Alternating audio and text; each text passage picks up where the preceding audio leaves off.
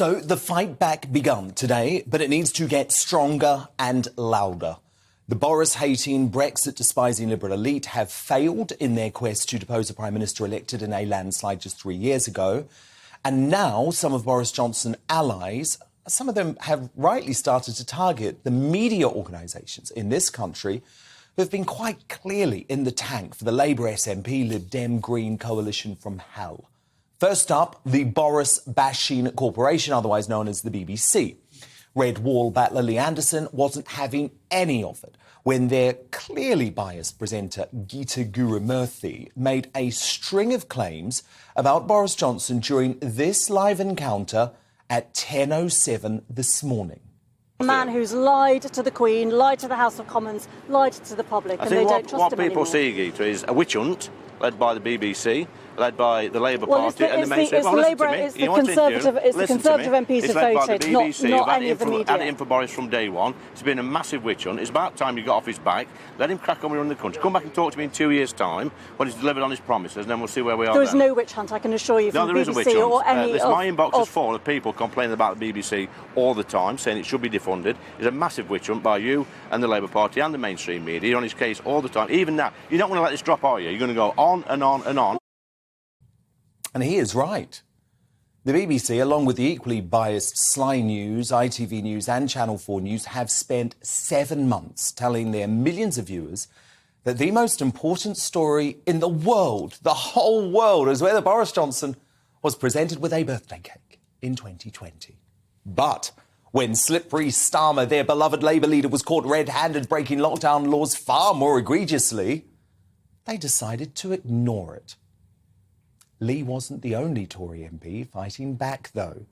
Look at this delicious moment from the BBC's left-wing show Newsnight last night when Tory MP Adam Holloway confronted the presenter Mark Urban about the programme's bias live on air. He was not hanging out with his mates. He was hanging out with civil servants, many of whom didn't vote for him. But you admit the damage, though, to his reputation. I think there's great damage to the reputation of politics. And I think it's also, at some point, it should do great damage to organisations like the BBC. I mean, this programme that I'm on now was showing pictures of him looking like Hannibal Lecter at the beginning. Oh, come on. OK, I can show you right here. Look at that. You've got razor blades. I mean, does that guy look like somebody who's been given a birthday cake, or someone who's just been locked up for something at the Old Bailey? I mean, this thing has been blown totally out of proportion. All right, let's come back to John Barron. We should be thanking this man. He was cut off soon, wasn't he? As soon as he produced the receipts.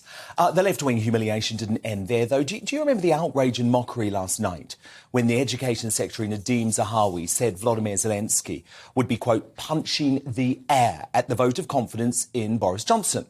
Well, the Guido Fawkes website pulled together the best of the outrage, which includes Scotland editor of The Spectator, Alex Massey, who tweeted that Zelensky wants Boris to stay stuff as peddled by Zahawi on Sky Now is utterly contemptible, utterly loathsome.